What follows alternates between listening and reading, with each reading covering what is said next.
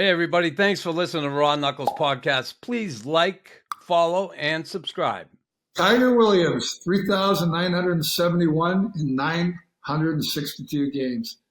Dale Hunter, Ty Domi, Marty McSorley, Bob Probert, Rob Ray, Craig Berube, Tim Hunter. Number 9 is Chris Nyland. But Chris Nyland is 3,043 penalty minutes in only 688 games. He more than beats every one of the 8 above him in per game penalty minute records. And I can tell you that he's only one of 9 in the history of the National Hockey League that ever had over 3,000 penalty minutes.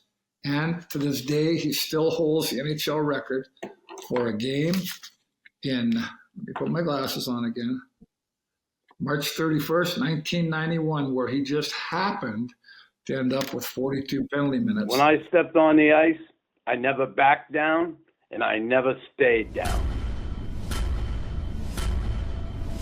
And I was vicious, and I was malicious, and I don't care. I'm alive. He's a freaking madman. Look at him going to town. Archie, thanks so much for joining Tim and I today. Awesome stuff. Say hi to Tim Stapleton, my partner. Tim, how are you? Good. Thanks for coming on, Archie. I really appreciate it. It's an honor to be here with one of my all-time favorites, Chris Nyland Knuckles.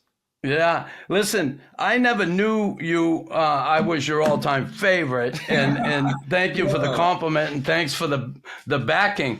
But I got to tell you, as a kid, me, 21 years old, coming out of college, I didn't know what the pro game was about, but I found out pretty quickly. I mean, I used to watch the Bruins all the time, but I didn't know just the inner workings of hockey and what went on.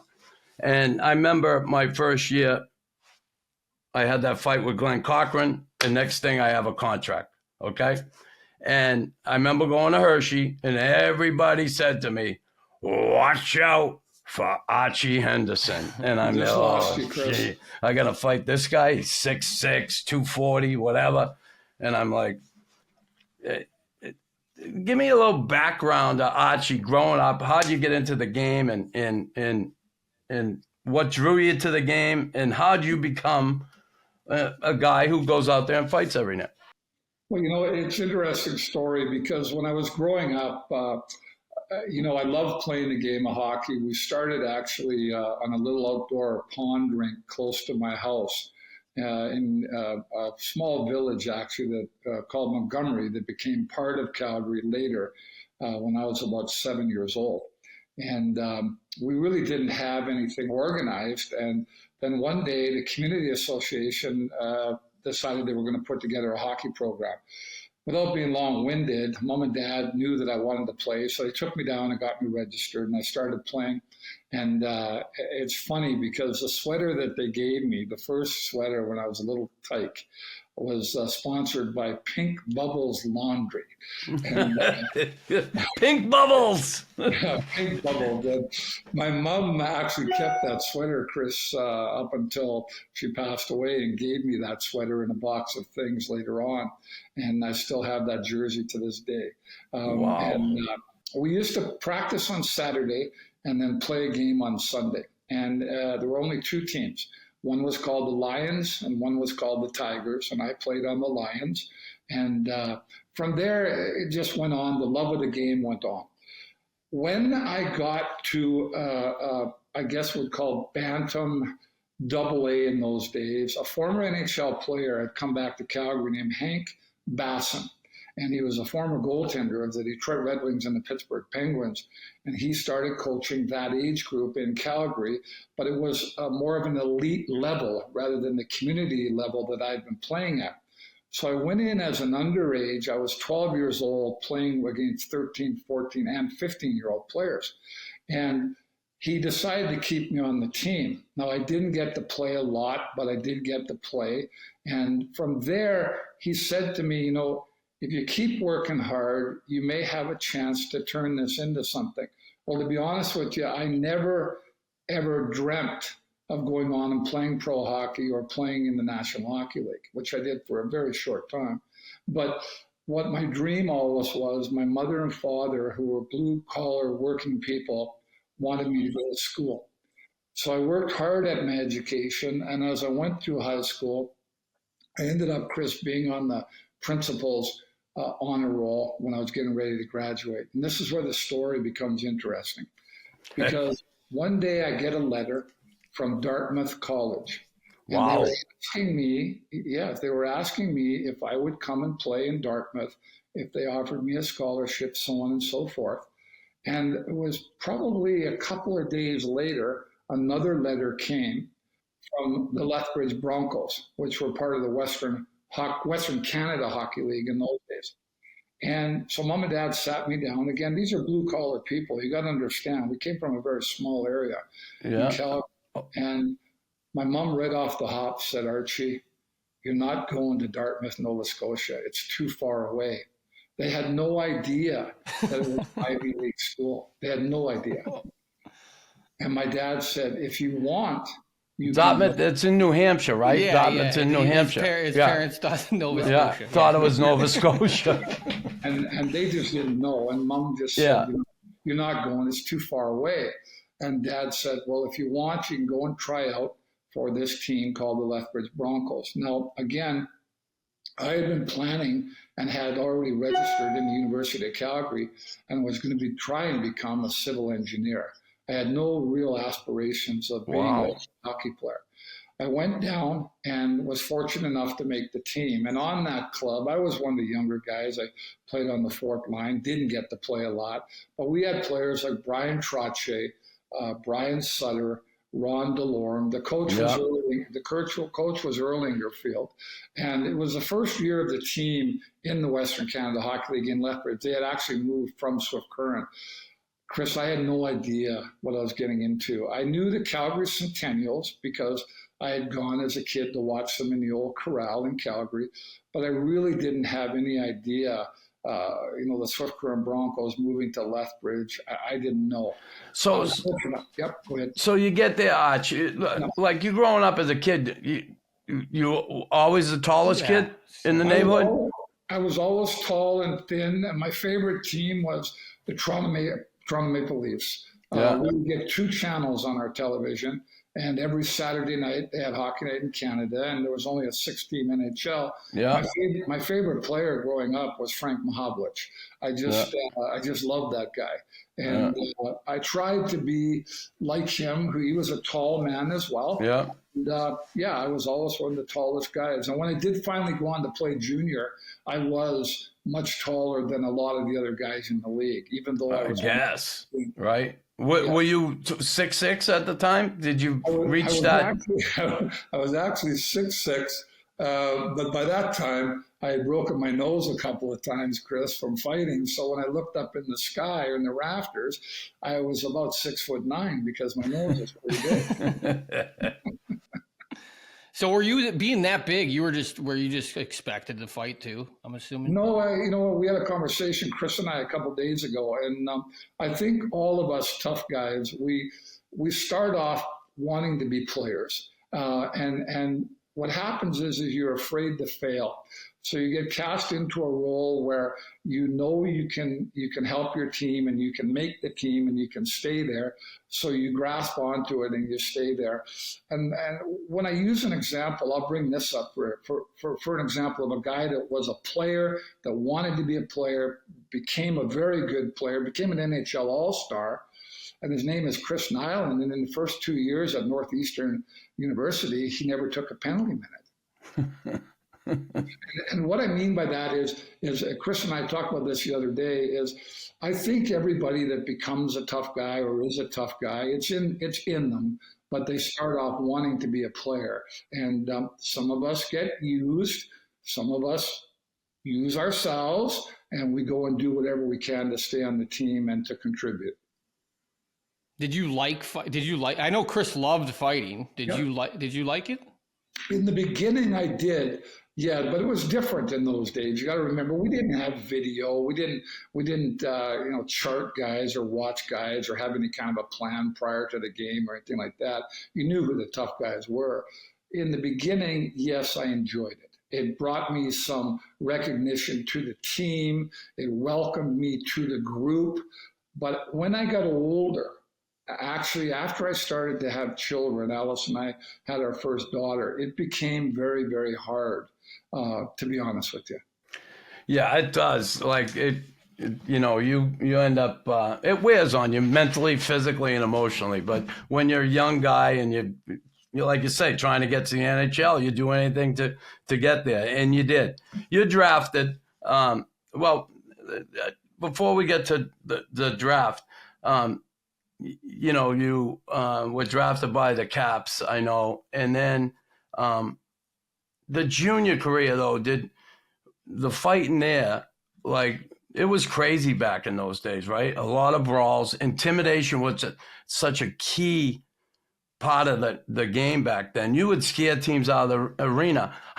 Some of the games when you played junior, do you remember some of those games where your team would go in somewhere or they come to your building and they just forget it? They didn't even want to play. They didn't want to touch the puck. Well, absolutely. I remember I was just talking to Ron DeLorme recently. We played junior together on those teams in Lethbridge, and we were talking about how the first time that we went into New Westminster, Chris, and Bruins were notorious. Ernie McLean was the coach. They were notorious for being real tough, but they were also at the time one of the, if not the one of, they were the biggest team in hockey. They were bigger than the teams in the National Hockey League. And they were all black. They dressed in black uniforms, black pants, black gloves, black helmets. Scary looking, black. Very scary. And I remember being on the bus and the guys telling me, Trottier and Sutter and DeLorme and Alex Tidy and those guys, Archie, you got to be ready. You got to be ready. And I'll be honest with you, I wasn't scared. I'm being totally honest. And yet, Chris, as the bus came from the hotel in Vancouver and wound through the park in New Westminster where the arena was, there's these huge trees and they kind of hang over the road. So it's like you're going into a ghost story. And we'd be winding and all of a sudden, Chris, you would hear, you'd feel and see guys getting sick on the bus. The bus would pull up, Chris, this is a true story, and we'd be unloading our bags, and there would always be one guy that would go, oh, I forgot my skates. I never really was afraid going in, to be honest with you. And they had Barry Beck was on the team, and Brian Maxwell was on the team, and Harold Pilipoff. Wow. Were fighting, and I was never afraid until we started going around and warm up. And in those days, the teams skated together and warm up before you cut off at half rink. And they would put their sticks in your face and they'd say, I'm going to cut your eyes up. But now you got to remember, they're all dressed in black and everything. For a 17-year-old kid, I wasn't as scared. But I'll tell you, I did get pretty nervous when we lined up on our blue line to shoot on our goalie. And two of their guys were in our line shooting on our goalie. I was a little bit. That's a little bit of bullshit, but it was a real intimidating time. Another time, I'll tell you real quickly, was after I had been traded in junior to Victoria.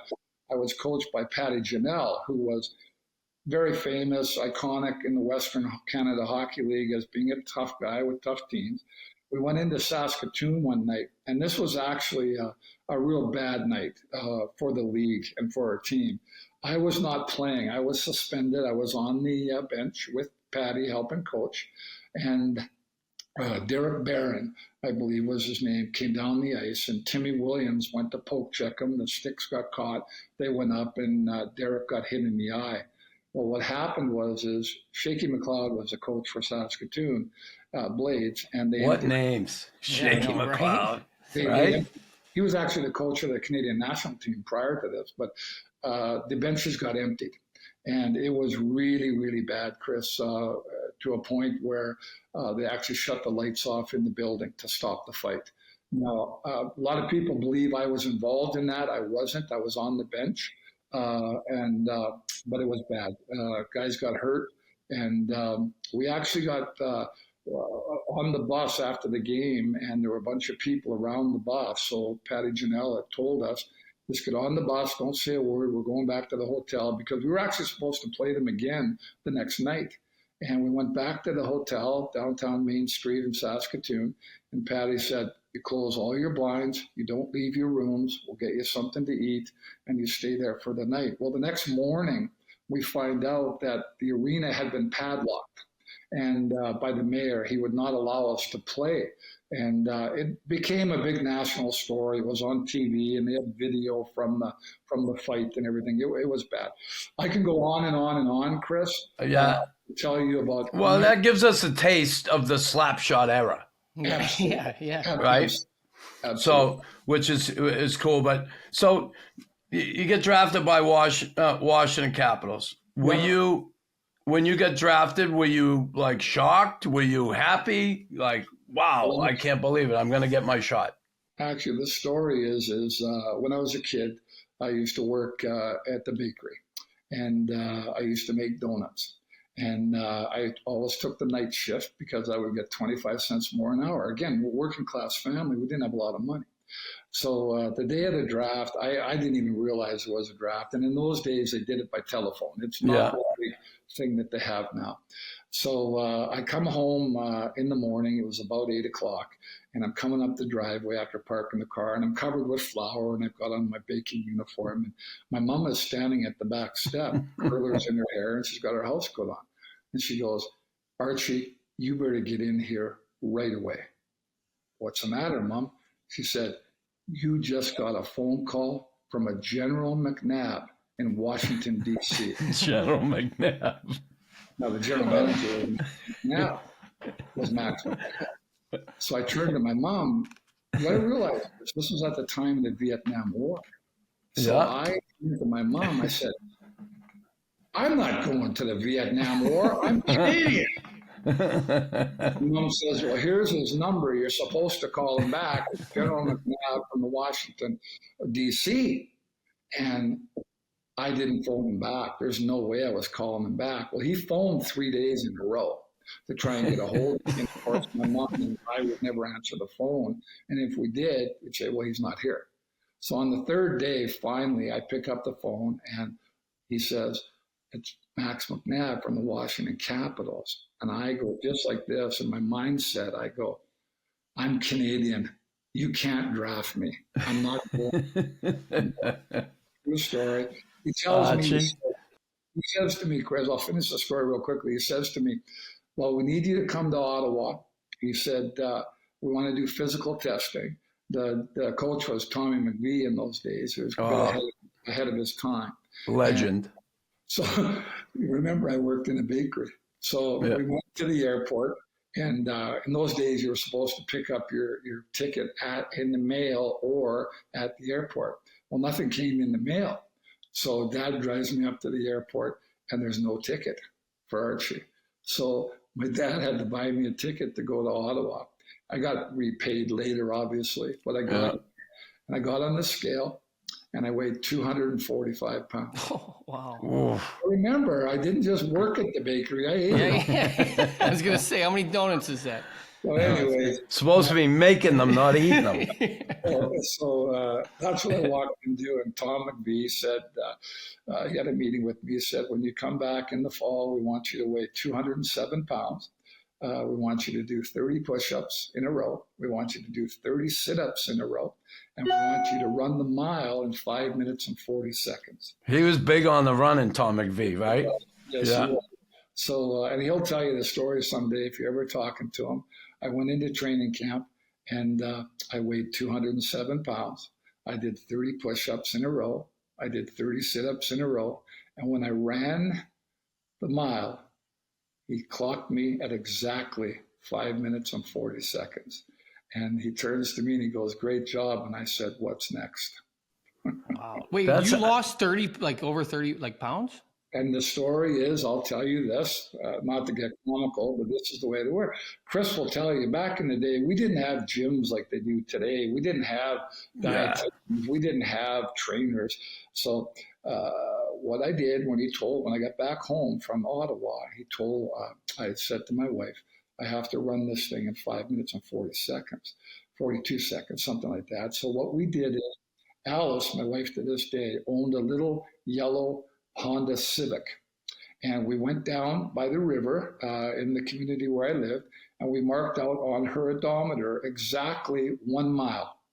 And what I would do every day is after work, she would pull down the Honda Civic and she would drive it at the exact speed over the course of 1 mile so that I would run it by keeping up to the Honda Civic in 5 minutes and 40 seconds. Now, I did finally do it at 5 minutes and 40 seconds, but I goddamn near died from carbon monoxide.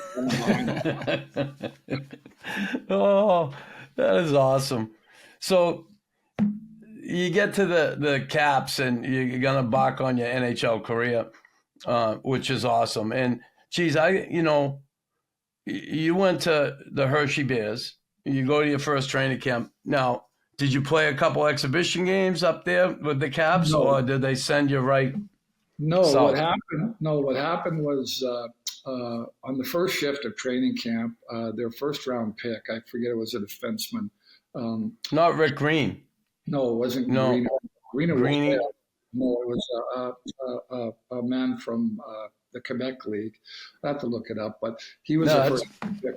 So they dropped the puck, and I went over right away and cross-check him. So now there's trouble. Okay, now there's trouble. Okay, everyone knows that I'm in the camp and I'm there to cause a bunch of shit. So right after that, their first-round pick from the year before, second-round pick, I end up fighting him. So now everybody's ears were pinned back. Well, I think if it was about the second or third day, Chris, when the Washington Capitals had a guy there named Gordie Lane, who ended up winning Stanley Cups with the New York Islanders. And Gordie was a really tough guy. And I fought him.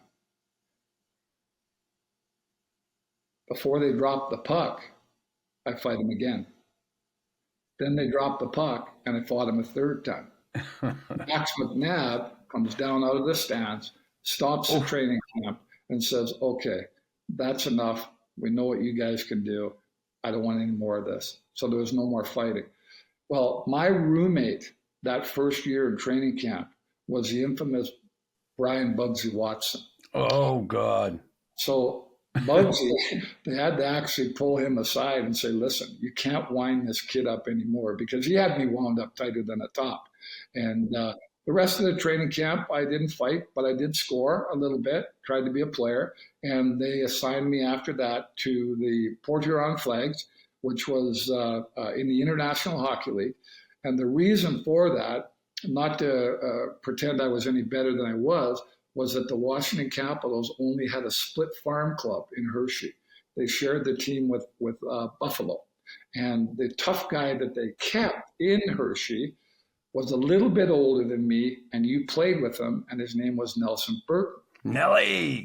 And I went down to Port Huron, and I played with Gary Risley, another fellow we talked about the other day. And what happened there was we had all kinds of fun, let's put it that way. Yeah, well, I guess so. Now, Port Huron, you had good numbers, and then you go to Hershey. You come to Hershey, and you had 17 goals, 11 assists. Yep. Hockey 337 minutes and penalties, but hockey must have been fun there, scoring goals. It feels good as a guy goes out to fight, to go out and help your team another way, doesn't it? That must have been an awesome year for you, right?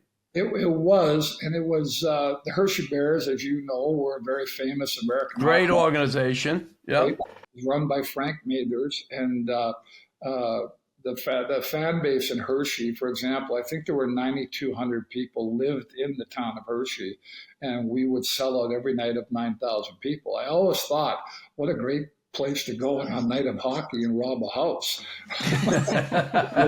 Nobody was home.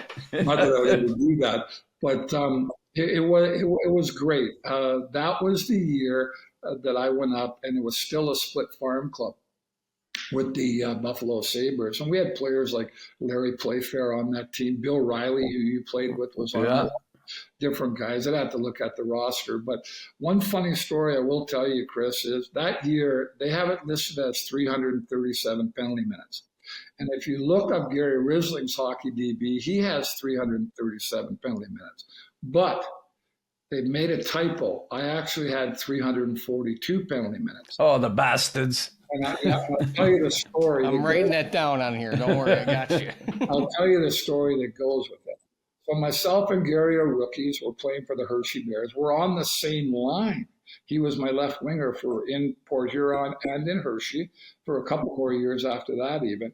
So as we're winding down the season, we know that the penalty minute record for the historic Hershey Bears is in sight. I forget what it was, but we got a chance to break it. So we're going into the last game of the season. We're going into New Haven before the playoffs start. And no one on the bus is talking to either of us because they know that penalty minute record is in sight. And we're both kind of tied at that point going into the last game. Well, during the game, Rizzer takes a penalty. I take a penalty. I take a penalty. Rizzer takes a penalty. And I know we're sitting there on the bench and we're adding up in our heads who's got the penalty. Well, with about 3 minutes to go in the game, Gary Risling gets into a fight. He gets kicked out of the game. Oh. Okay. So now he's standing at the doorway in that New Haven arena where you go off the ice down to the dressing. And I'm sitting there and I'm thinking, wait a minute. This guy is this many penalty minutes ahead of me. So the last shift of the game, Dwayne Loudermilk, I think was the player, is coming up the ice. And I yell, Dwayne, come here. He looks and he jumps on the bench and I jump over the bench. I go down the ice and I run Frankie Beaton. Remember Frankie never been beaten, right? Well, that night he got yeah, I know. I hit him and proverbial shit hit the fan. Okay. Well, I end up taking a 5, 10, whatever the hell it was. That I 5, 10 minute misconduct, game misconduct. So 25 minutes right there. Whatever. I don't know if it was 25 minutes, but a bunch of penalty minutes. So now the referee goes, you're out of the game. And I'm thinking to myself, how many penalty minutes do I have? Well, I know I'm 5 minutes more than Rizzer, and he does too. So as I step off the ice, remember I told you he was standing at the gate? He's pissed off. We go down the hall, and me and Gary Risling, my good friend, God bless him, I love him. We go at it in the hallway. for penalty minutes. Not the first time he fought in the hallway, or you. No, I know. I remember you when he came into Hershey, you and him. I don't remember the exact circumstances. I do. I remember the fight. And listen, I thought I fought you somewhere along the line, and you say no, and I think you just don't remember because I hit you so hard. But maybe you hit me with so many lefts. I was begging you to hit me with a right. Yeah. But no, I thought about it yesterday, so I went back and looked at some of the stuff. And the year that you played your games in the American Hockey League, because you went up to the NHL and never came back. I think, if I remember correctly, I only played about 8 or 9 games. You played 8 games. Yes, because Gary Green was the coach of the Hershey Bears, and he was the youngest coach. He was only like 24 years old. He's a young guy. He didn't like me at all. He didn't like me at all. No, and but we had another player who was a first-round pick on the team from the Ontario League, where Gary had coached the year before, named Tim Koulis. And Gary thought that Tim Koulis could play the role. I didn't get along with Gary. He didn't get along with me at all. So I ended up being loaned to Fort Worth, Texas in the Central Hockey League. But getting back to yourself. So I started thinking about it. And I do remember when you guys came into Hershey and the incident with you and Gary in the hallway. Yeah. And it was kind of like the peacemaker of all that. I was going like, what the hell is going on here? But I think the time you're thinking about would have been when, for some reason, we were in Nova Scotia during those 8 games that I played, and I got into a situation with one of your defensemen. Now, you might remember, I thought it might have been Dave Allison, and we ended up fighting But you, being who you are, and believe me, on this podcast, Chris Nyland would fight anybody, anywhere, anytime. I think I gave it to Dave a little bit, or whoever it was that was fighting, and I love Allison, don't get me wrong. And you came in, it was sort of around the blue line, and I remember Bert yelling, "No, Chris, no, no," but there was no stopping you, and you wanted to get at me, but we never got at it. And you know what? Thank goodness I never did, because I might never played anymore. Tim, that Riesling game, like what happened, we fought on the ice and then we get kicked out. So in Hershey, you come off the door and then you go to the left to the visiting locker room. But I got off the ice first. I went in the locker room, the door was open. So I'm sitting there and the Bears locker room is just past ours. So Gary gets off the ice after me. And all of a sudden he comes up, he sees the door open, he looks in, fuck you, Nyland. And I'm like, fuck you, you ugly little bastard, you. And I'm swinging, and then there we go, we're fighting in the hallway. That was honestly, when you think of the Slapshot era, early 70s. Yeah, I don't know if you remember, Chris. It's crazy, Tim, crazy. Because I remember we all came into that hallway. It was towards the end of the period or something. And if you remember, the dressing rooms were side by side. Yeah. That's amazing. There was a ventilation or a vent grate above my stall and Gary's stall, because we sat side by side. And you could hear us. You could hear the other team. So Gary and I, a lot of times, we would stand up on the bench, and I was tall enough where we could yell through the screen or the grate into the dressing room of the team we were playing. And we would yell and scream things like, "We're going to kill you," and "We're coming after you," and blah, blah, blah. It was just craziness, but a lot of fun. Who was breaking up these fights in the hallways? Like the security? Is that security? Actually, security, yeah. I remember that. When the referees come flying in and all that kind of stuff. But there was more, believe me. Chris was involved in some of the most infamous stuff off ice and on ice in the NHL, and I saw all of it as well at the American League level. There's several different incidences I could tell you about that this podcast could go on for hours. Yeah. You know, Arch, I tell you, one of the teams I made my bread and butter with Maine Mariners, but you went into Maine, man. I'm not going to sit here and say I wasn't scared. I was nervous. When I first went in, first game there, when I fought Glenn, my first fight in pro hockey, I fought in exhibition. I fought Bad News Bilodeau, right. Bam Bam Belanger in exhibition, but I hadn't fought in a real game yet. And I didn't even know to be scared. I was nervous about playing the game, not fighting. I didn't even know what was going on that way. But once I knew who the Mariners were, and I got attuned to that, I'd get nervous for games. You know, I'd have that in my stomach. But once I got on the ice and got going, I would, that was all out the window. I was just ready for anything, anytime. Well, I think we all were. And I think guys that in this day and age that say they're not nervous or they weren't a little bit scared, I think they're bullshitting. I think that everybody that plays those types of roles like we did, they're a little bit nervous before games. Even I was. I mean, for several years in the American League at least, I was one of the belt holders, but there was always somebody knocking on the door. There was another Chris Nyland knocking on the door. I will bring up another quick story about yourself and me. Go ahead. And I was actually playing for the Hartford Whalers, and we had came into Montreal, and it was November the 20th, I believe it was. It was my the day that my daughter was born, and we're playing in Montreal, and this would have been in 1982, I believe. And during the game, We lost 82, 83. You got it. Yeah, we lost the game 2-1. It was on Hockey Night in Canada, and it was the first time that I'd ever played in Montreal. And I couldn't believe, as you walk down the hallways, the bricks along the walls, and then when you stepped out onto the ice, the bench that was in the arena, and then it was so bright. The lights were just fantastic. Right. Well, the story I wanted to tell is during the game that we lost 2-1. You were playing for the Montreal Canadiens, and I was playing for the Hartford Whalers. Gaston Gingras, who was not a big man but could really skate, and he was in his own end and came around the net. And for some reason, not the greatest skater, You got in his way.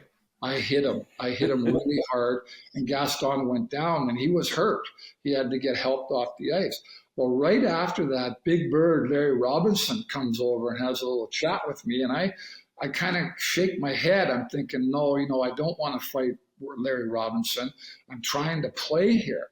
Well, the next shift later was the great Bob Gainey. He drilled me against the boards, and it was kind of a message from those two, you know what, kid, like, play the game, but don't be hurting our people, which I didn't intend to do with Gaston. Well, where you came into the picture was neither of us really played a lot in that game, but the benches were directly across the ice. You were on one side and I was on the other. The whole game, you stared at me, and I stared back at you. And we would make kind of notions with our heads. And you'd go like that, and I'd go, like that. We never got on the ice together, thank God. Because No, I'm going to tell you, Tim, another game. fucking you see Archie on the ice, he's fucking scary looking. You weren't staring at each other like, hey, let's get on a podcast later. I don't think Chris was staring at me to ask me to go for lunch the next day. I don't think so. But, I remember that very specifically. We lost the game 2-1. And after the game, of course, I had to stay in Montreal and then fly back home because Alice had the baby. That's awesome. Those, God, I love hearing those old stories. So you 23 games in the NHL, had 3 goals, 1 assist. Yep. 92 PIMs. Yep. Like everybody, like Tim, how many games in the NHL, Tim? 100? 118, I think. Yeah. You know, and everybody, like Tim always downplay, he only played 100. If you play one game in the NHL, and I always say it, it is such an accomplishment. And I don't say that because, I want to make you feel better. But when you think of the amount of people that get to play one freaking game in that league, it's an incredible accomplishment. You know? You're exactly right. And a lot of people, will look at me and say, you only played 23 NHL games. Well, I played 700 and some odd American League games. I tell people all the time, I say, 23 NHL games, 22 really good games, and one really, really bad one. And they look at me and I go, after the bad one, they sent me down and never called me back. And I say, when they called me in to let me know I was going back to Hershey, Max McNabb said to me, Archie, go down to Hershey for 2 weeks and I'll give you a call. For 10 years, I answered the phone. Hello, Max. You never called. Never called. Yeah, that's a good point, though. Not many people get called up and play 22 great games, right? It's hard to do. But what Chris is saying is exactly true, and I'll go with this. As an NHL scout for many, many, many years, I can tell you that there are more now that play a single game than there were back in our day. Back in our day, if you had the NHL draft, because there were less teams. If you remember, Chris, when I played, there was only 18 teams in the NHL. Yeah. So not everybody did get a chance to play one game. And when you take a guy like Knuckles, who was drafted where he was with, I think, only 3 picks left in the entire draft, and to go on and have the career that he did, it's pretty incredible. And I don't think people give people that do achieve one game, like Chris is saying, enough credit. Now, in this day and age, many, many players play a game in the National Hockey League. Back in our day, that wasn't true. And as a matter of fact, I did a speech. I was invited to do as a guest for an old timers hockey association in Calgary.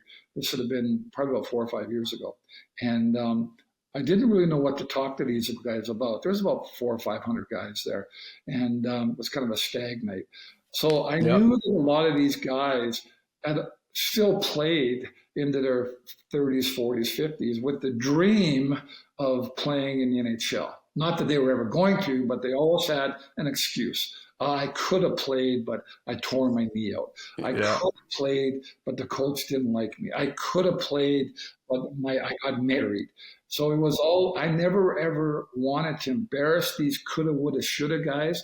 But I went into the speech and I said to them, I said, I'm going to give you a history of the players that were born and raised in the city of Calgary that went on to play in the National Hockey League. One game from the start of the National Hockey League back in whatever it was, 1917 or something. Yeah. And at that time, there was only, I think it was 21 players that had ever played one game in the National Hockey League. Now, from that time, there's been many, many more play, as I just said. And I told the group, I said, I only played 23 NHL games, but I was I think the 17th player in the history of the city of Calgary to ever play in the National Hockey League. And I went on to explain about different guys. And I said, Sweeney Schreiner, for example, he won the Calder Rookie Award with the Toronto Maple Leafs and Stanley Cups. But he was not born in the city of Calgary. He was actually born in Russia and emigrated to Canada when he was 1 month old. I talked about Danny Heatley, who played many years in the National Hockey League. Danny was born in Germany. I was talking specifically about guys that played in the National Hockey League for one game. So now I'll roll this over to Chris Nyland. And I can tell you, there's been guys in the Boston area that have gone on to play in the National Hockey League. But I think you'd find very, very few that would have played as long or had the success that Chris did in his career, coming from where he came from, where we were both kind of afterthoughts. And for that, I congratulate him. And I do want to go on and say a couple of things about Chris before we go any farther. Chris won a Stanley Cup in 1986. He had a 13-year career. And for a 6-foot man that weighed 205 pounds, the amount of penalty minutes he put up and the people that he fought was absolutely incredible. He had more than 300 fights in the National Hockey League in 688 games, and he ended up 9th in the all-time penalty minute records of the National Hockey League. But on a per-minute basis, because he only played 688 games, he far exceeds any of the 8 guys that are above him. And for that, I have to congratulate him. And I have to say that not only did he do that, he was an NHL All-Star, and he also played for his home country in the Canada Cup. And so anyways, without going on. I appreciate that. You missed one stat. He was like 11-0 in hallway fights or whatever. Gary Risling actually to this day holds the per minute penalty minute in the National Hockey League for the number of games he played and the amount of penalties that he took. He does that recognition. Yeah, that's funny. And going back to that guy in Washington you went after, was it Robert Picard? Robert Picard, that was there the guy. You go, from the and Quebec League. When I was scouting with Edmonton here a couple of years ago, we were in Florida for some meetings, and Robert was there and heard we were there, and he came over, and I had dinner with him. It was great to see him. It was great to see Robert. Yeah. 87, 88, your last season in hockey.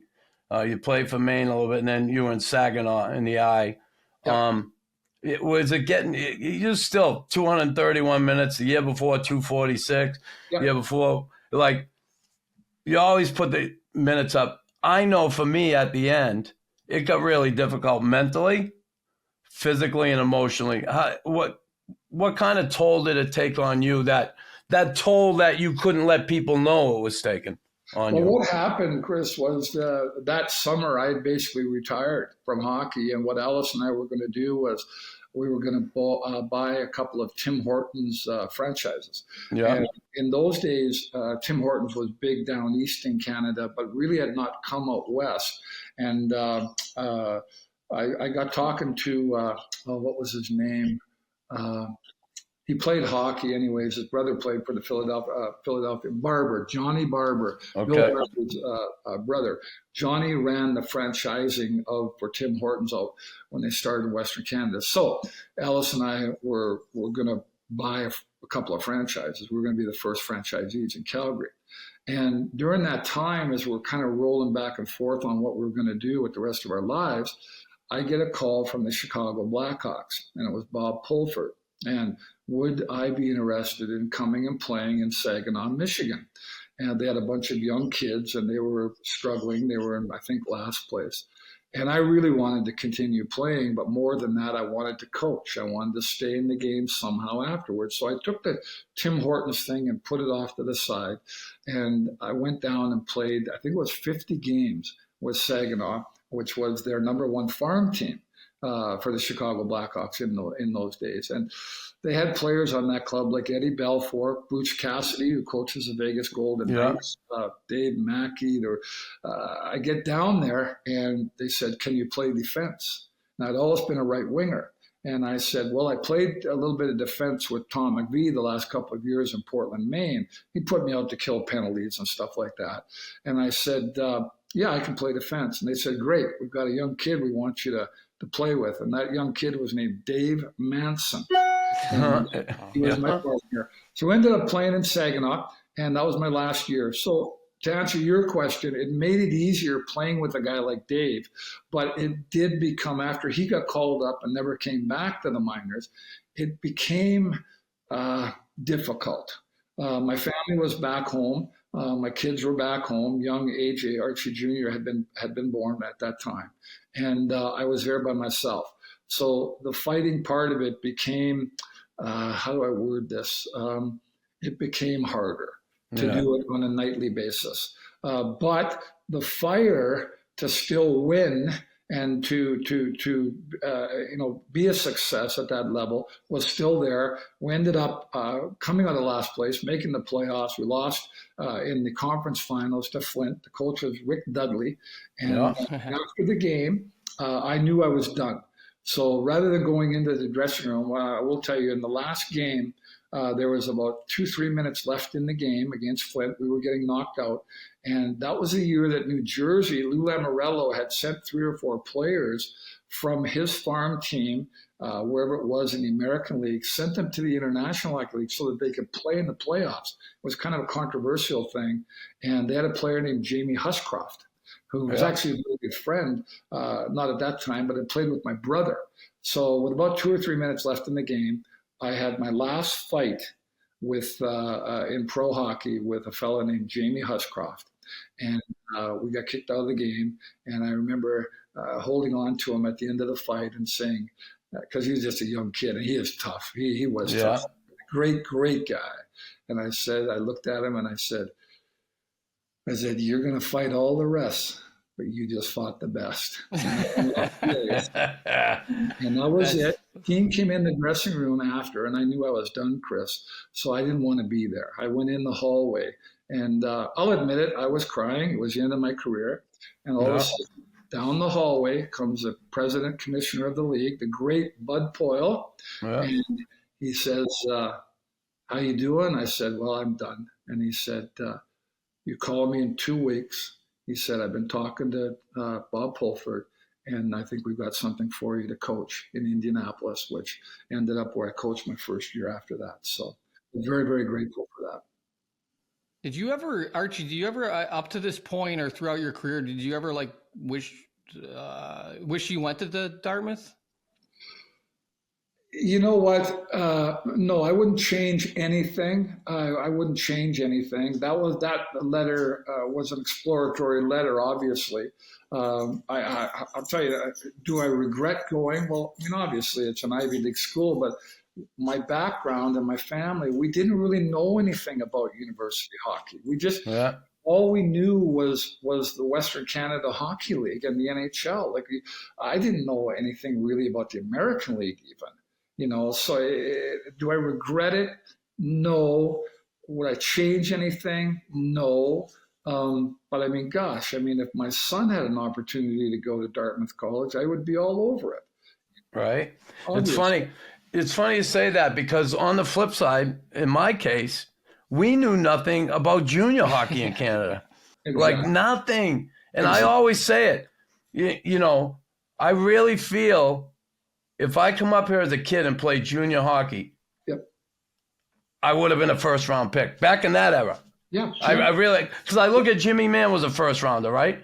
If Yep. I come up here and I knew I would have, you know, fought, I knew probably I would have ended up, you know, improving my skills enough to, you know, at least score a few goals. I'm sure. It's funny. I always think of that, but I was so ignorant of it. I didn't know there was junior. I didn't know what it was. Tim, right? I don't know about your time. No, it makes sorry, your story. That's what makes your story even more incredible, Nux. Is not you know. And Tim, not to interrupt you, but Chris is exactly right. Like I didn't know anything about university hockey. I knew in Calgary that they had the University of Calgary Dinosaurs because they had played against our Tier 2 team in an exhibition game a few years prior, and the Tier 2 team beat the University of Calgary Dinosaurs at that time. Now, I didn't know anything about, you know, way down east, you know, Dartmouth or Harvard. Or anything. Yeah. Of course, I knew Harvard, the school, and stuff like that, but you didn't know anything about the hockey programs. And I'll go another step farther. Another funny story, Chris, is in my draft year, the WHA was in full bloom, and I received a letter from the Houston Aeros, and it was the head scout was Barry. He was the head scout for the Edmonton Oilers for a number of years. Well, in the letter, it was asking me if they drafted me, would I sign a WHA contract? Well, of course I would. So the letter went on to say, would you call Barry Fraser was his name? Would you call Barry Fraser? So I phoned Barry Fraser. And this is how ignorant we were in those days. There was no internet. There was no iPhones and all that. Yeah. You had hockey news and that was it. And I said, Mr. Fraser, I got this letter, and you're asking me if I was drafted by the WHA Houston Aeros, would I sign a contract? I said, well, let me ask you a question. I said, I'm a right winger. Who do you have on the right side? And he said, well, we got a guy named Gordie Howe. So I said, well, forget it. So, Arch, you got a shot with Chicago coaching, did you? Well, it wasn't Chicago's farm team. It was actually an independent team in Indianapolis. And so I took the job on, I believe it was around the middle of July, right around the beginning of August, and we had to put together a team to play in the league. So we ended up signing just a bunch of independent players, and then I got help from 3 or 4 or 5 NHL teams that kind of sent me their, I don't want to call them leftover guys, but guys that they didn't have a spot for. Yeah, fringe players. Yep. Yeah, fringe players. So actually, Jimmy Mann was one of the players that came. He was on my team. So you coached for a little bit, and then how does it, because you've a long-time scout, right? You were in Detroit, Edmonton, you just retired in Edmonton, pro scout, head of pro scouting. How did the scouting thing happen, and who, I guess, was a mentor of yours in the scouting business? Yeah, it's an interesting story. I had actually, when I was done coaching in pro hockey, I ended up going back and I coached in Great Britain. I was actually in Edinburgh, Scotland. Wow. That's cool. I ran a team there, and it was along the lines similarly of maybe the East Coast Hockey League. I played there. Yeah. I went there with Probie, and we played like some former NHLers. We went over and played a game in Edinburgh. Yeah. It was awesome. Yeah, so I was there for a year, and then I came back and was coaching in Nashville, I believe. No, Nashville was right after Indianapolis, and then I went over to Edinburgh. But I came back and I started coaching junior hockey in Victoria. Ed Chenault was the president of the Western Canada Hockey League, helped me get that job. And now Victoria was terrible, the worst team in the league the year before. They'd won 4 games. So I went in there and started to coach. Well, during that time period, I built up a relationship with a guy named Jack Button, who was the assistant GM of the Washington Capitals. And when my coaching was done in Victoria, Jack called me and said, would you be interested in scouting? And I said, yeah, I have to talk to my wife, and because you're on the road a lot. And I said, yeah. And he said, well, we'd like you to come to Washington to sit down with David Poyle. He'd like to speak to you. So I was actually in Minneapolis, with my son's travel team during this time period. It was a summer kind of an all-star team. So I said, okay, fine, I'll come over. So we got tickets, and I went over to Washington and sat down with David. Now, at that time, you got to understand, this is 33 or 35 years ago. There were teams that were really progressive, and David Poyle was one of those guys or managers. And he wanted to put together a pro scouting staff where you scouted pro players. You got to remember, prior to that, Chris, if a general manager wanted to make a trade, for example, a lot of times he would call his buddy in Sault Ste. Marie and say, listen, how do you and your wife like to go down and stay in the York Hotel, have a steak dinner, and watch this player for me, and let me know if we should trade for him? Yeah. David wanted to put something together real, so we went in, and he ended up hiring me as a pro scout, of which I would have been the first guy there, because in the league they only had, I'm talking league wide, they only had maybe 6 or 7 full-time pro scouts. The great Jerry Melnick from the Flyers, Doug Overton from the Minnesota that moved into Dallas. I can name 4 or 5 guys. Barry Long. Yeah. But long story short, it was a really kind of a new thing. And it expanded from there to a point, Tim and Chris, now where every NHL team has a staff of usually a minimum of 5 guys. So in that first year under Jack Button, you asked for a mentor. I can remember going on a road trip one time for Jack. He set up my schedule, and I went on a road for 40 days. And I was not at home. And as I was on my way home, Jack called me, how you feeling? I said, yeah, I'm okay. I'm ready to go. And he said, okay. Well, the next night I got home and I just crashed. Well, Jack Button had phoned my wife and said, did Archie take you out for dinner? And my wife said, no, he's really tired. Oh, he got really pissed off. He phoned me and he said, when you're on the road that long, you make sure you take your wife out for dinner and you make sure that you put it in on the team. And that's the way Jack was. And Jack actually went on after working with him for a couple of years and passed away. But he was a big mentor. Well, that's awesome. Now, so how many, let me think, how many years you scout for? Well, I scouted with different teams. I started off with Washington, and then I went to Ottawa with Brian Murray, and then I went to Detroit with Ken Holland, and then went with him to Edmonton. I would say the total span would have been about 30 to 32 years. Okay. So you have a Stanley Cup ring. You have to if you were in Detroit, no? Never won the Stanley Cup. I got there after. Oh, shit. Won the Cups, yep. And there were a couple of years where I was actually out of the game, other things, and then came back in. But I never won a Stanley Cup. Was in the finals with Washington, and then in the minor leagues, obviously, I was in several finals. Never won a Calder Cup or anything, but or an Adams Cup in the Central League. But no, never won a Stanley Cup. Oh, I thought you might have in Detroit. Tim, we were talking on the phone yesterday, and you think of scouts, right? You're gone looking all the time. I want you to tell our listeners that story that you told me about how many years you've done it for, the hours away, how many. Honest to God, when you told me that, I was like, whoa.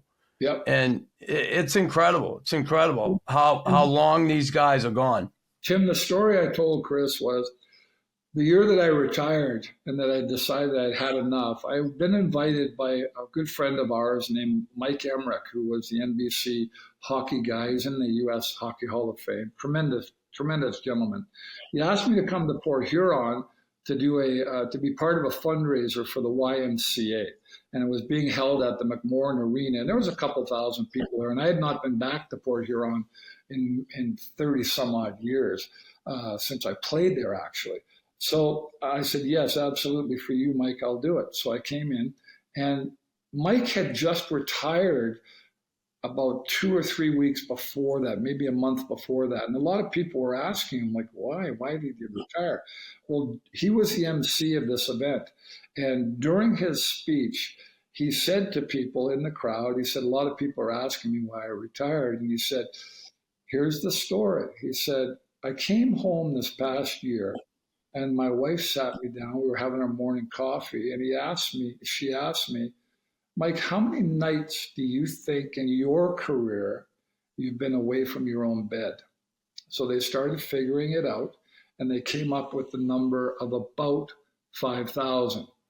Now, Mike Emmerich did the radio television for the Port, or radio, not television in those days, but for the Port Huron Flags 2 years before I joined that team. But I had also played 3 years of Major Junior, so was on the road then as well. I came home after that event and said the same thing to my wife, told her the story. And Alice said to me, well, how many nights do you think you've been on the road in your playing, coaching, and scouting career? So we sat down and we came up with the number of somewhere around 6,000. Now, Tim, if you think about it, 6,000, that's a big number. A lot of people go, wow, 6,000. It's almost 20 years that I was away from my home or my own bed. And that's unbelievable, right, Tim? Yeah. When you think of it that way, you think 6,000 hours. Yeah, that's a lot of hours. And then you go 20 years. Yeah. 20 years. It's incredible. Well, and I'll tell you, that's why I have the nickname Lucky, because I've been lucky to be married to Alice for 40 years. That's why. So I want to ask you a couple before I let you go. And one thing I totally forgot was the Willie Trognitz incident. Yep. Just briefly go through that for me, what happened. Because you broke your nose, you got your head split open. What happened there? Well, what happened was Gary Risling, our buddy, Son of a bitch, Gary. We're on the line in Port Huron. We're playing against the Dayton Owls, they were called at the time, and they had a gunslinger named Willie Trognitz. I think it was only about my 10th. You were a rookie, right? Me and Rizzer were rookies. And we went to the face-off circle, and our normal centerman, Jimmy Gustafson, was not with us. It was a smaller guy named Gary McMonagle. And there was a situation with Gary, and who was the player? It was Gary was a left winger. This guy was right winger. The face-off was in their zone on to the left of their goalie. And Gary starts this fight at the face-off. Well, the next thing you know, this guy named John Flesh, who was a WHA tough guy from years before, jumped in on Gary. Well, that's my little buddy, so I got to protect Gary. So now I'm jumping in on John Flesh. Well, all hell breaks loose, as we've talked about, slap shot. Everybody on the ice is fighting. And not bragging, I beat the shit out of I believe you. Right. So, and I know you're not a bragger. all of a sudden, his arm starts to droop, and he starts to scream, my shoulder, my shoulder, my shoulder. So I stop. Well, just as I stop, I get from the side Willie Trognitz, who was on the ice as well. He suckers me from the side, and that's what breaks my nose. So now I'm pissed. So I guess. Throw down John Flesh. Gary is fighting. The guy's name was Rick Dorman. Great guy. I've met him several times since then. A legendary IHL fighter. Him and Gary are still fighting. Everybody on the ice is fighting. Well, now I turn. And Willie, the referees have got him over by the bench. Okay. And Nick Polano was the coach of the Dayton Owls. He's got his arm or his hand on Willie. I go over to the other side of the ice, and I get into a stance like I wasn't an idiot. I was going to say, okay, you want to get at it? Let's get at it. I put up my hands. I'm standing there expecting him to come to me.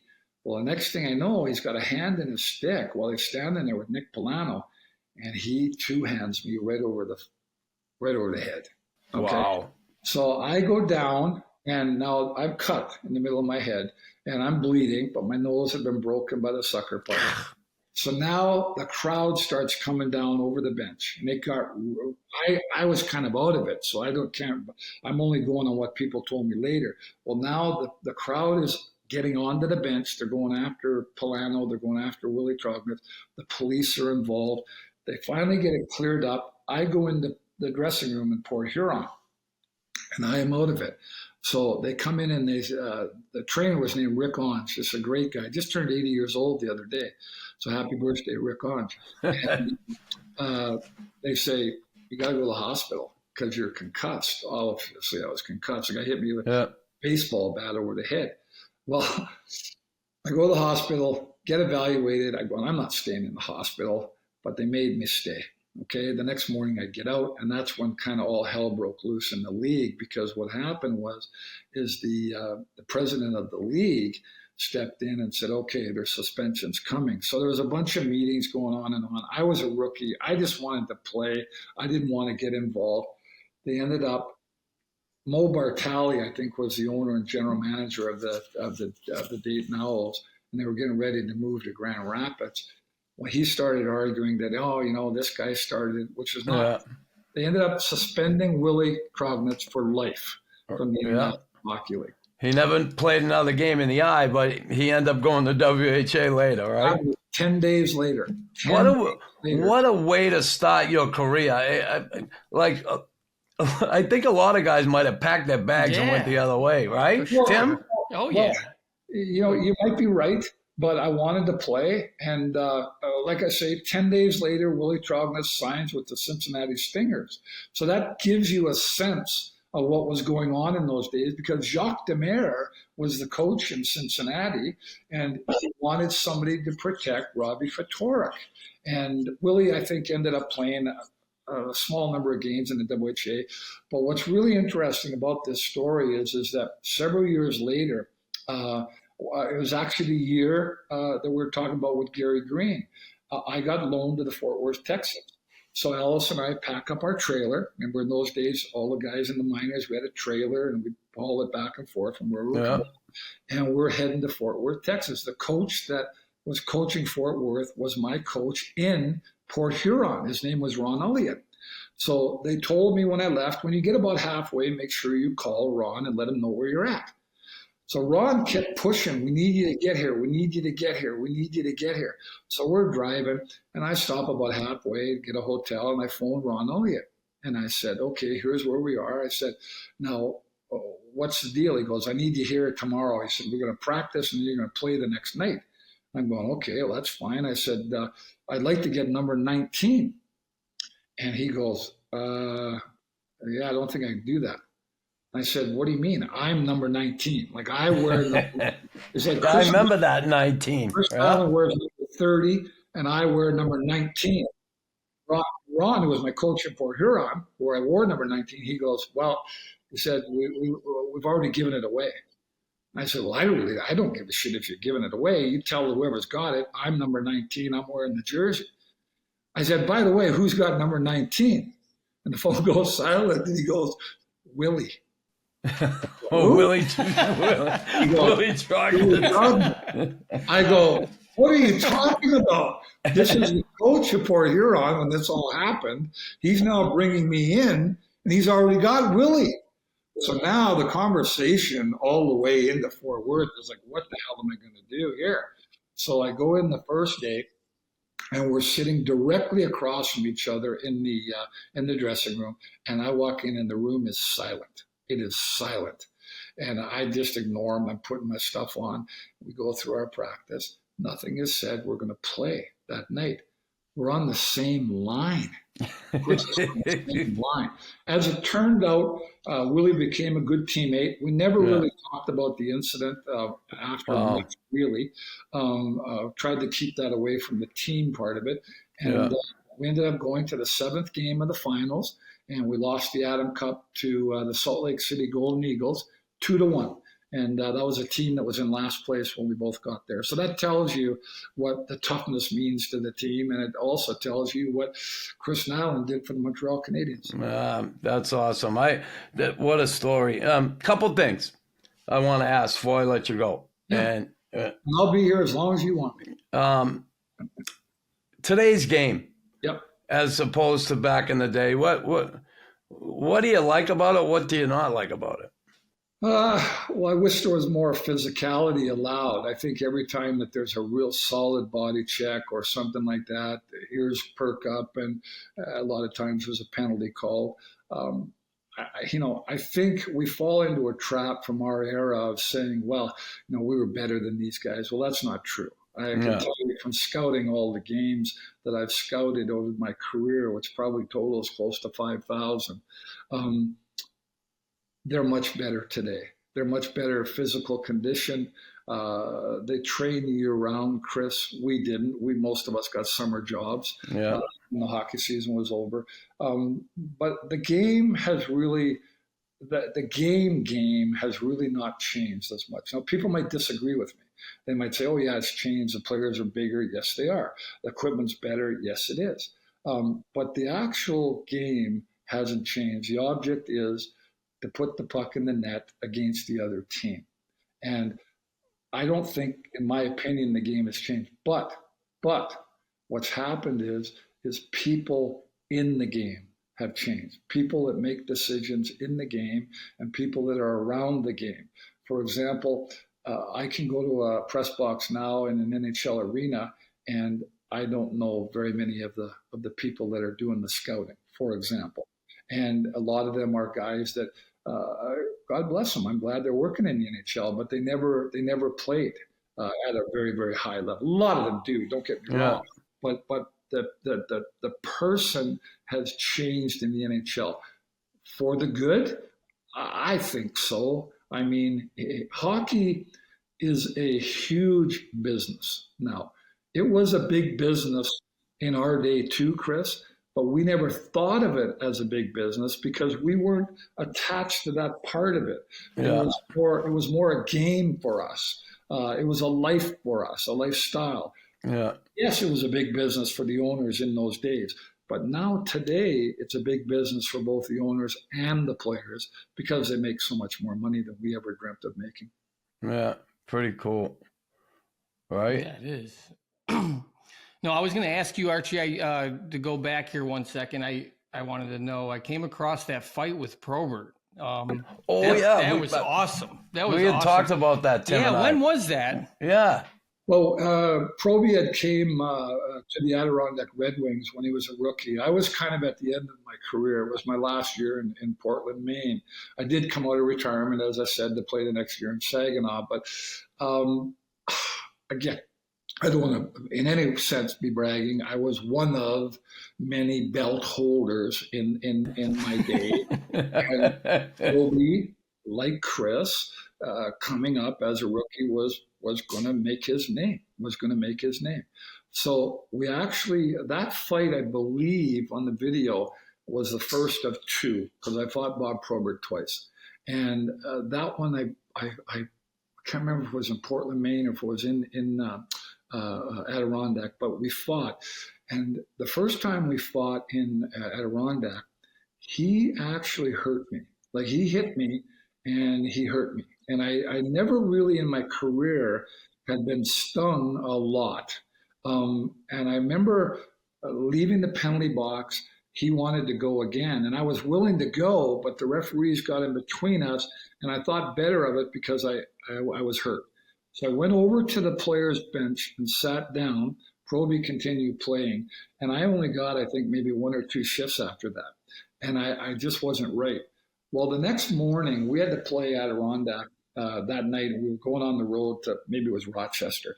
And I went into the coach's office really early in the morning before our skate, before we were getting on the bus. And the coach was Tom McVie. And again, I was towards the end of my career as that role. And I walked in, I said, Tommy, can I talk to you for a minute? He goes, yeah. I sit down and I go, Tommy, I said, you think I should go after him again? Just like that. And Tommy looked me right in the eye and he said, you're the only one that can answer that. So we went on the road and Adirondack came to Portland, Maine. Well, you know what? I was the only one that could answer it. And that's what that fight was. And what happened was it was off of a face-off. And if you watch the fight, I'm not saying I was tougher than Bob Probert. No, it was an awesome fight. I watched the fight. You did unbelievable. He was It was one of the awesome. toughest guys to ever play, as you know. But if you're watching the fight, in those days, Chris, you'll remember this, we were supposed to be tied down. Yeah. And I was always tied down. Many of us were honorable, and we would be tied down. In that particular situation and in that era, as Proby and Joey Kosher and these guys were coming up, Yeah. I have a lot of respect for that tie down. And if you're watching the fight, as soon as he starts to lean where he might be losing the fight, he comes completely out of the equipment. And if you watch, I throw a left hand, and if I hit him with the left hand, maybe Bob Probert doesn't have the career that he did. But he comes through the equipment. I got nothing to grab onto. We continue fighting, and then I go, you know what? I'm out. And I roll. He doesn't hit me. I roll to end the fight. You'll see that right at the very end. But the point of bringing that up is, in those days, you had players like Proby who come out of his equipment constantly. You had players like, and I love him, he's like a brother to me, Glenn Cochran, would come out of his equipment all the time. Guys like Rob Ray, they come out of their equipment all the time. Right. You know, there's many of them, but no disrespect to any of those guys, because they were all really tough guys.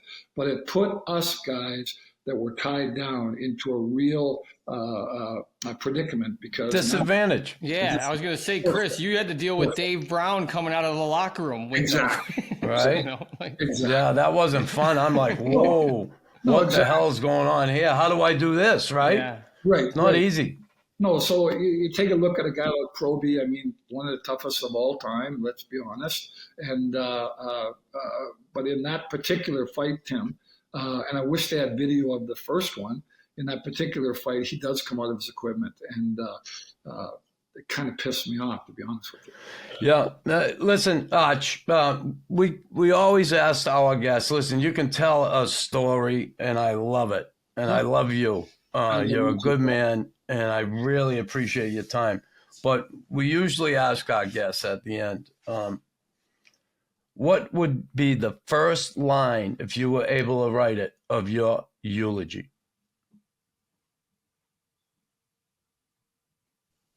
I did the best I could do. That's good. That's what we love. And you did the best you could do. There's no question about it. I think, Chris, like with myself and all of us, there's two different parts to us. There's our hockey lives, and then there's our lives. I mean, I've been married for 44 years. Beautiful woman. She's been great for me. She's supported me all through these years. She gave me two wonderful children, a son and a daughter. From them, I have 5 grandchildren, 4 boys and 1 little girl, 8, 7, 6, 5, and 4. The 4 boys all are in their first and second years of hockey. Like yourself, I know that you have 2 daughters and a son, I believe, and you've got children now.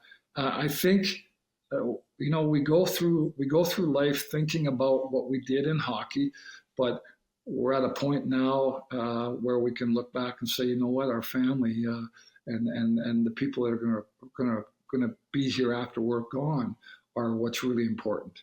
And I'm very proud of what I did. I respect all guys that ever played that role, even the guys today that do it. And but I know at some point, when they get a lot older, they're going to look back and be able to tell their stories, and I look forward to hearing them. That's awesome, Arch. Tim and I, we are actually going to do another podcast at 2:30 here. Yep. And you know who we're doing it with? No, who?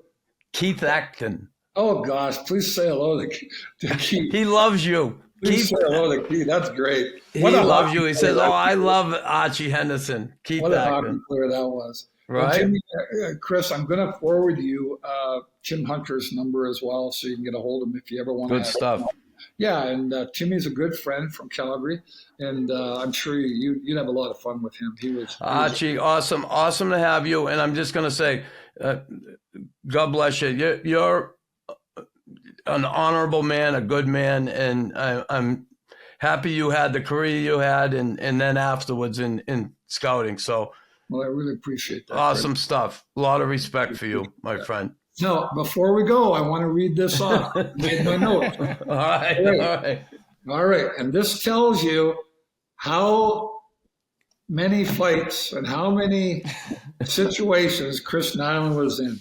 And I'm going to put my glasses on as I read this, but we're going to have some fun with this, Tim. This is your rap sheet. Information anyway. My rap sheet. Yeah. Tiger Williams, 3,971 in 962 games. Dale Hunter, Ty Domi, Marty McSorley, Bob Probert, Rob Ray, Craig Berube, Tim Hunter. Number 9 is Chris Nyland. But Chris Nyland is 3,043 penalty minutes in only 688 games. He more than beats every one of the 8 above him in per game penalty minute records. And I can tell you that he's only one of 9 in the history of the National Hockey League that ever had over 3,000 penalty minutes. And to this day, he still holds the NHL record for a game in, let me put my glasses on again, March 31st, 1991, where he just happened to end up with 42 penalty minutes. Now, you're going to go down in history as one of the greatest. It's been an absolute pleasure. I'll say hello to Gary Risling for you. And Do that. great to talk to you guys. Do All it right, anytime. Archie.